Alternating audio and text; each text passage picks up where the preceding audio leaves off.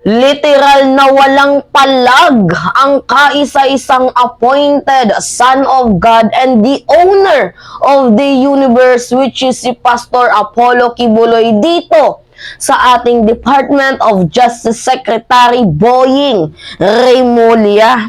Talaga nga namang napakapangit bumawi ang panahon at ang pagkakataon.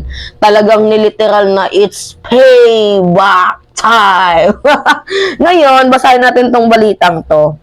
So, Pinas makikipagtulungan sa US, United States, para sa kaso ni Kibuloy.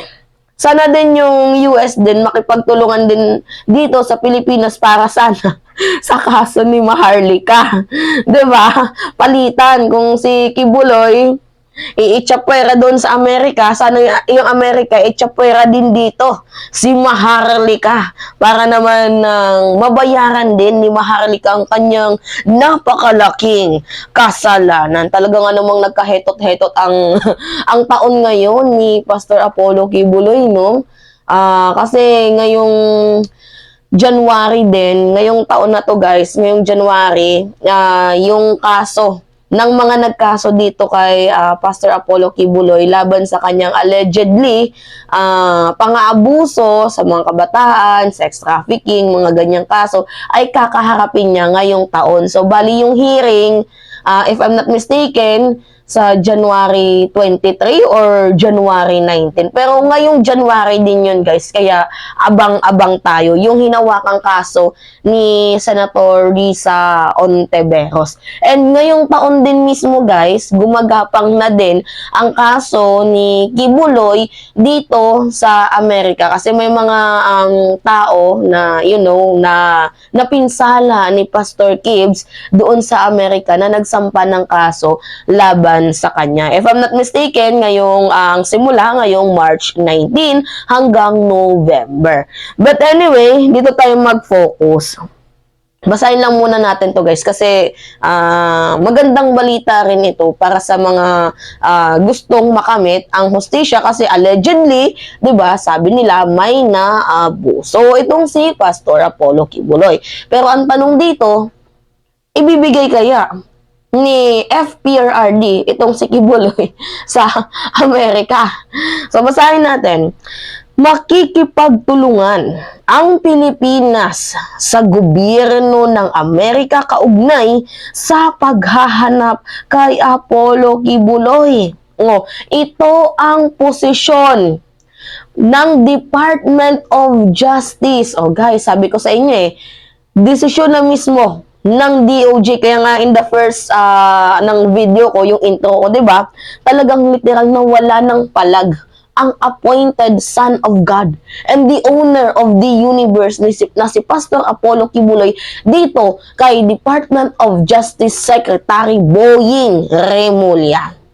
So, basahin natin. Ito ang posisyon ng Department of Justice mula noong Pebrero 2022 nang ang US Federal Bureau of Investigation or FBI ay naglabas ng wanted poster para kay Kibuloy. So, alam nyo naman ata yung kinakaharap na kaso ni Pastor Kibuloy, ano? Search nga natin, Kibuloy FBI. So, mamaya lalabas na lang yan. Ito, pakita ko sa inyo. Yan yung kinaharap na kaso. Post ko na lang dyan. Yan ho yung kinaharap na kaso ni Pastor Apollo C. Kibuloy. Diba? Yan ho yung post ng FBI. Engaged to in sex trafficking by force, fraud, sex trafficking of children, sex trafficking by force, fraud, conspiracy, bulk cash smuggling. Yan ho yung kanyang kinakaharap na hatol, diba?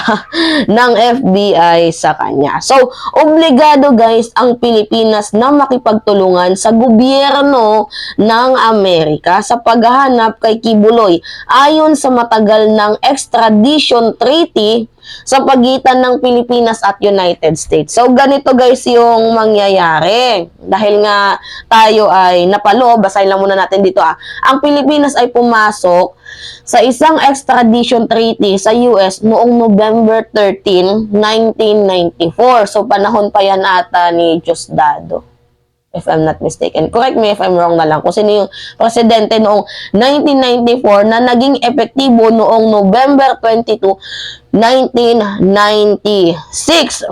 So, meron tayong extradition treaty regarding dito sa kaso ni Kibuloy. So, bali ang mangyayari nito guys, it is a process and rule of law pa din. So, hindi pwedeng pumasok basta-basta ang Amerika sa bansang Pilipinas para damputin agad-agad itong si Pastor Apollo Kibuloy. Di ba, nakakabastos naman talaga yon. Pero, dahil nga meron tayong extradition treaty, ang mangyayari, ganun pa din, hindi pa din sila makakapasok basta-basta.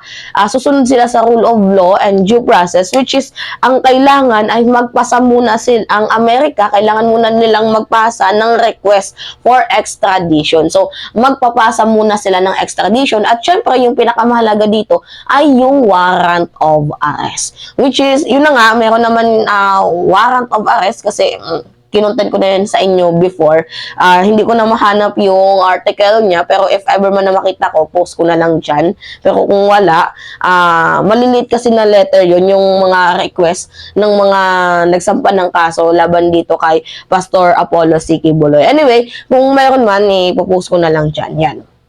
So, yun na nga, meron na hong pinaka-warrant of arrest itong si Pastor Apollo Kibuloy. And effectively, ngayong March 19, if I'm not mistaken, kasi nakalagay naman din yan dyan, kung nakita ko man. So, ipopost ko na lang dyan.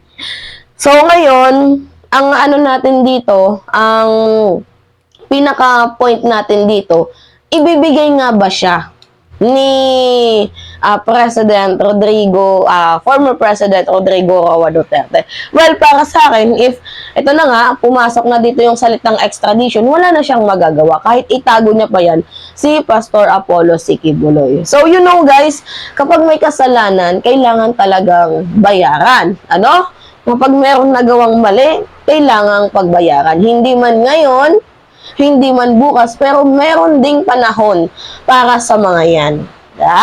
Yan yung sinasabi ko sa inyo, na kung ano yung itinanim, siya rin ang aanihin. So, yan ho yung update natin ngayon regarding dito sa kaso ni Pastor Apollo Kibuloy. Na hindi niya na talaga nakayanan ang power ng Department of Justice. Ano? Diba?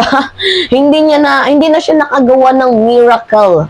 Itong si Pastor Kibs, hindi na siya nakagawa ng himala, diba? Para ma-stop lahat ng mga karma, na mga problema na dumadating sa kanya. Sunod-sunod yung problema niya sa SMNI, suspension, ng NTC, kinakaharap ng kaso laban sa mga nagreklamo sa kanya regarding sa mga pang-aabuso, 'di ba? May mga testimony, nandiyan si Arlene Stone, yung mga kababaihan, alleged nilang guys Tapos yung kaso niya dito sa Amerika.